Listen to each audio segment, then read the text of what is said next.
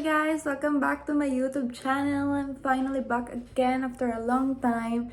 And guys, ang tagal kong hindi nag-vlog dahil sobrang tinamad na ako mag-edit and mag-take ng videos.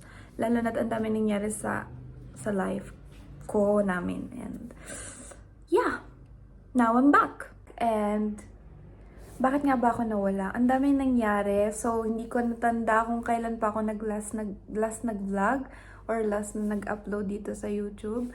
Pero, now I'm back and motivated ako maggawa ng mga videos dahil wala naman akong gagawin iba kundi ito at saka mag-aral. So, ayun.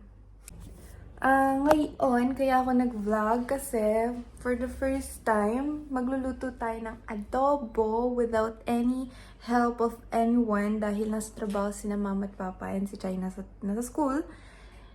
And then magluluto ko ngayon para sa kanila, para sa akin. Kakainin ko ngayon, mamaya, and kakainin namin later sa hapunan. So, sana maging masarap and yeah, samahan niyo na lang ako magluto.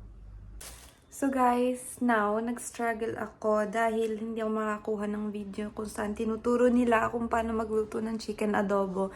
So ngayon, ay gagawin na lang natin kung anong tanda ko sa tinuro ni Papa. Kaya tingnan na lang natin kung anong mangyayari sa adobong ito.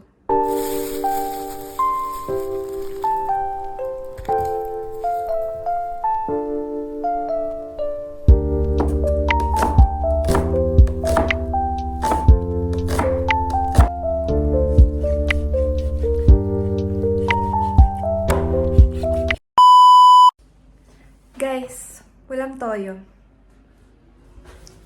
Bababa tayo ngayon para bumili ng toyo. And this is what I wear. Diba? Cute. Nabihis pa. Para mabili lang ng toyo. Dito lang naman yan sa baba. So, it will not be malayo. Nag-English pa kasi.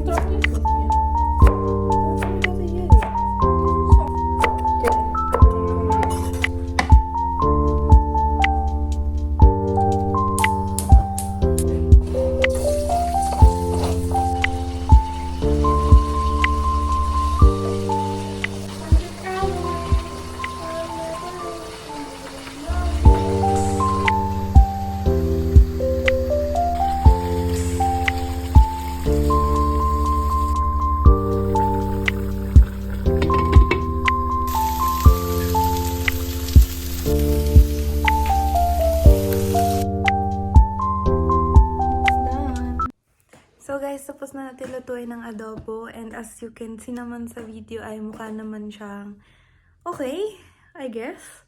And hintayin na lang natin mamaya ang reaction ni na mama at papa pagka natikman na nila. Sana masarap siya.